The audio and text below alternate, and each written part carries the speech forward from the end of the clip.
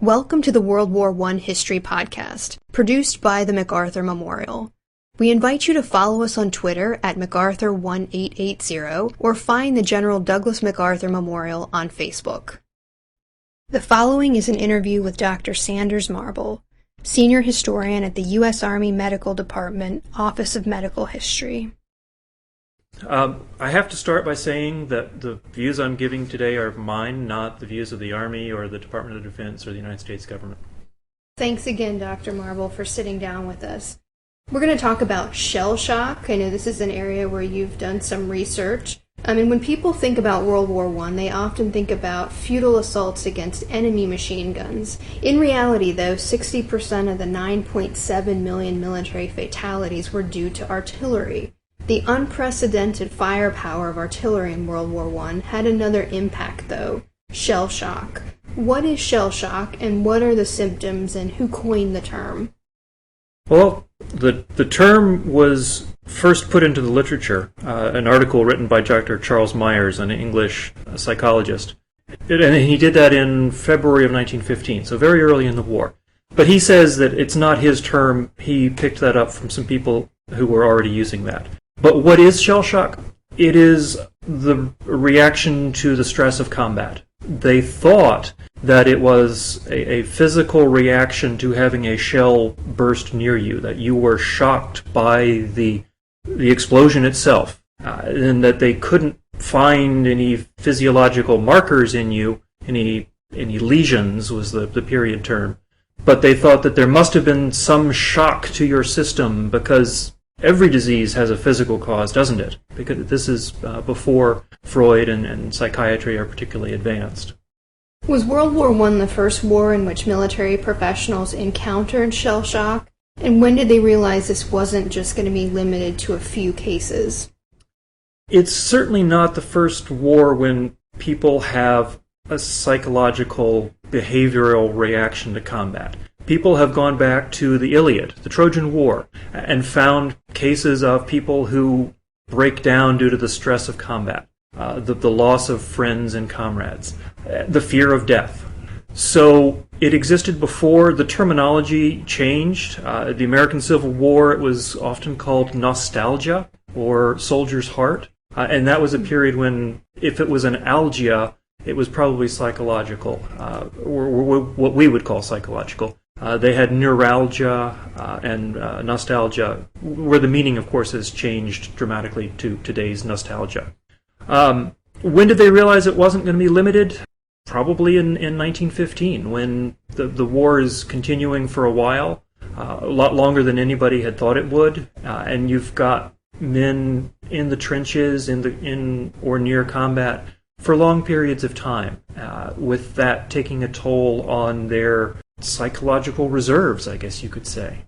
And that brings us to another question. Shell shock is initially classified as a physical injury, something commotional, the result of the soldier's brain perhaps being shaken by a concussive blast. But over time, the diagnosis, or official explanation for the injury, shifts to shell shock being something classified as an emotional issue, not a physical injury. Can you tell us a little bit about the evolution of that diagnosis? Sure. Initially, they're convinced that there's a physical cause for every problem you have.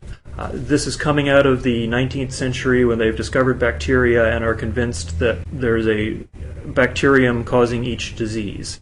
So they are looking for a physical cause for this particular problem. However, they're also seeing reactions to the stress of combat and military life in men who've never been in combat, men who haven't been under shell fire. So very quickly, the diagnosis is being stretched from just somebody who was shaken by a shell to somebody who is having a reaction to combat. They are or not combat. They are overwhelmed by the stresses of military life. Okay, so what you're saying is that not everybody that was diagnosed with shell shock was actually in combat. Right. Now, because it's a brand new diagnosis, different doctors are interpreting it differently. So some some doctor might say, well, I can't call you shell-shocked because you weren't shocked by a shell.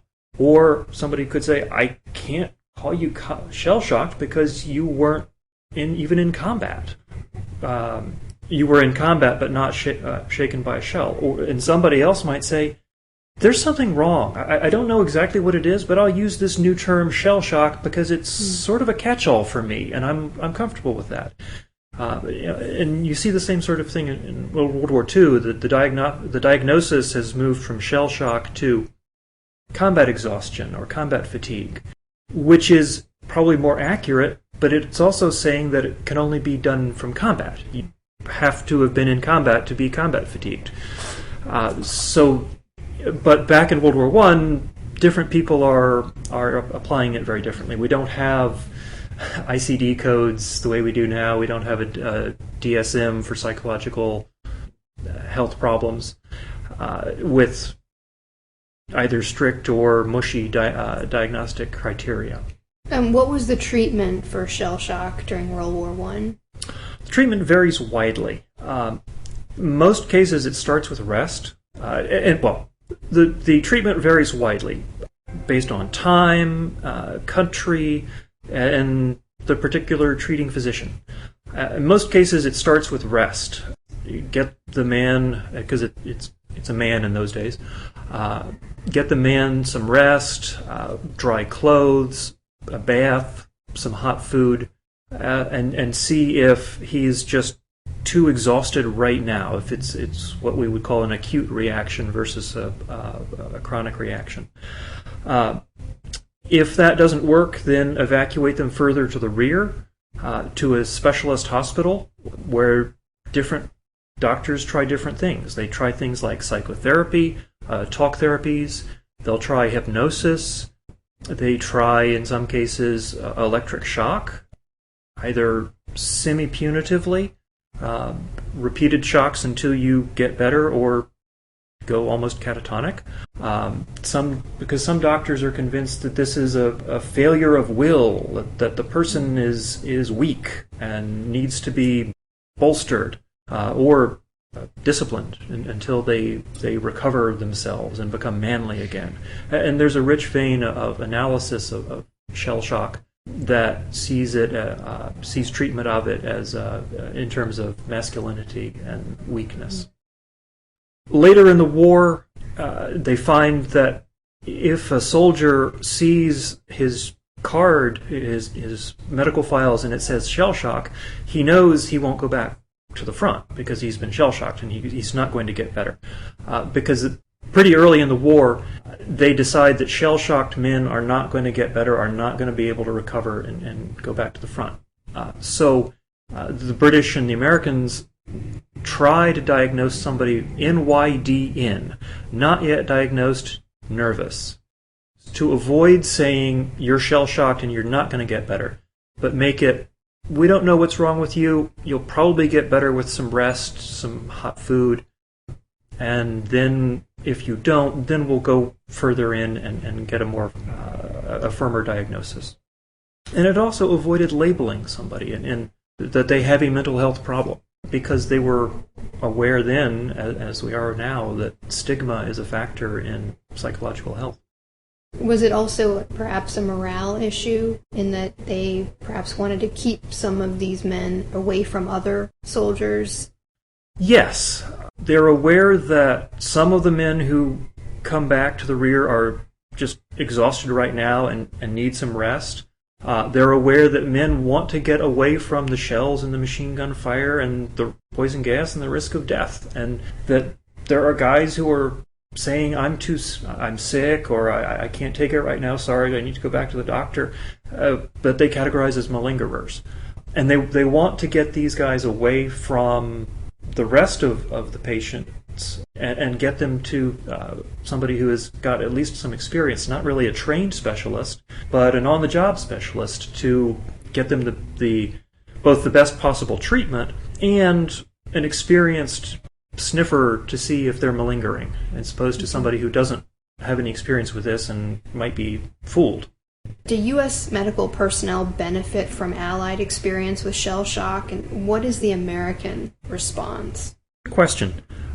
American newspapers and medical journals had picked up shell shock in 1915, and the discussion was before the public, if they noticed it, in 15 and 16 and earlier in 17.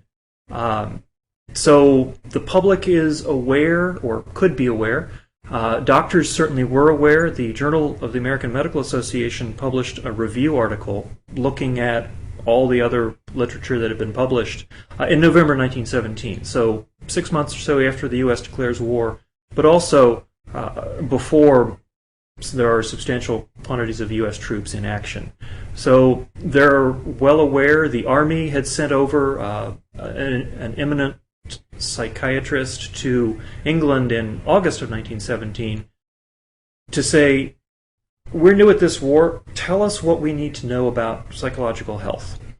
And the British gave him everything they knew in the way that they understood it at the time. Not the way we understand it now, but they told him what they understood. He came back and wrote a 70-page report with all kinds of recommendations.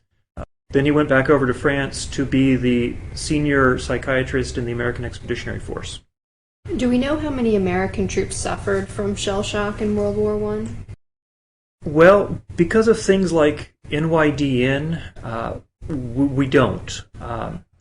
There were 3,647 men discharged from the Army for shell shock, but there were also about 7,500 men discharged from the Army for what they termed psychoneurosis, and about 3,000 men discharged for psychoses, parenthesis, other, close parenthesis. So there are men who are having psychiatric problems in the Army.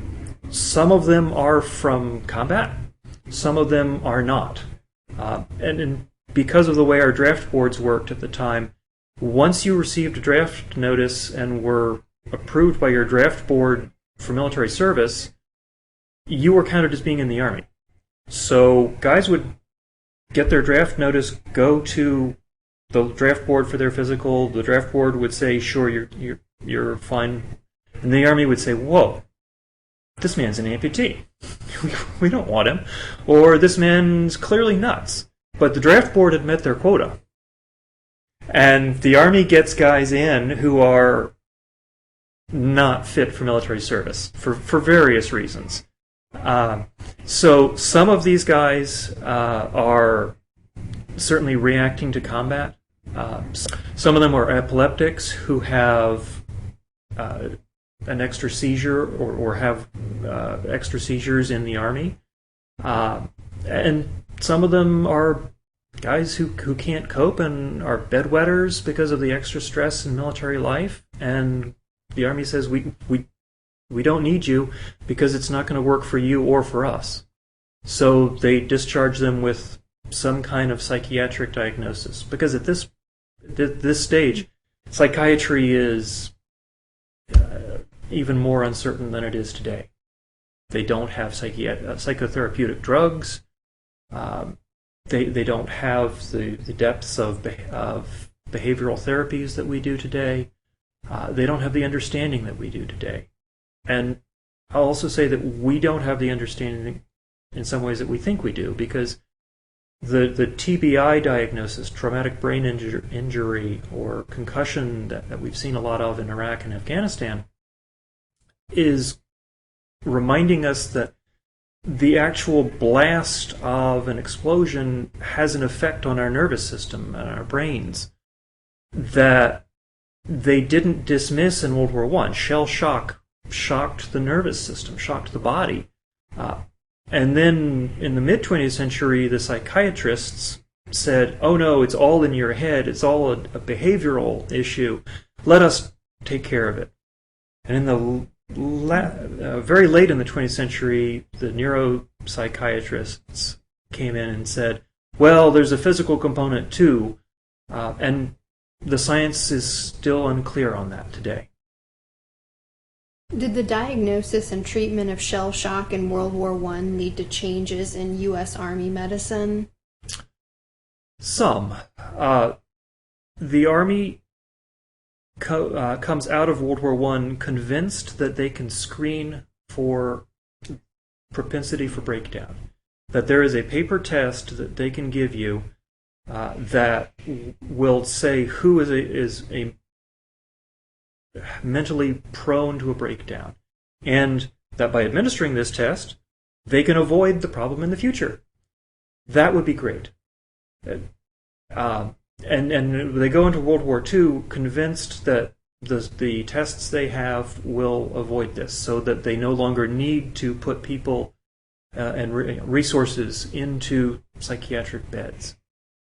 And unfortunately, that's not the case.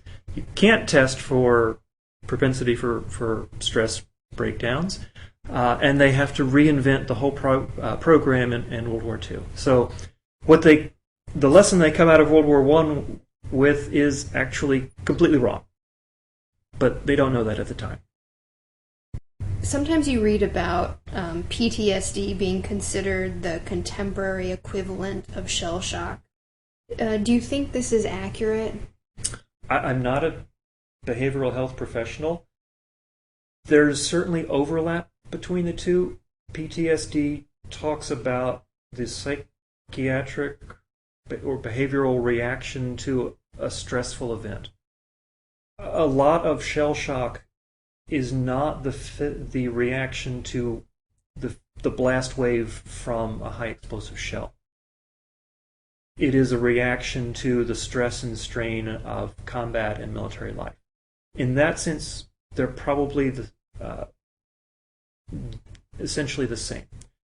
There's a component of shell shock which we now call TBI, traumatic brain injury, and we're not sure how much TBI and PTSD are the same. Do traumatic brain injuries cause the same symptoms as the stresses that lead to PTSD? It's unsure still, and I am not going to speculate. Well, thank you for your time, Dr. Sanders. We've enjoyed talking with you. Certainly. Thank you. Thank you for listening. If you have any questions, suggestions, or comments, please contact Amanda Williams at amanda.williams@norfolk.gov.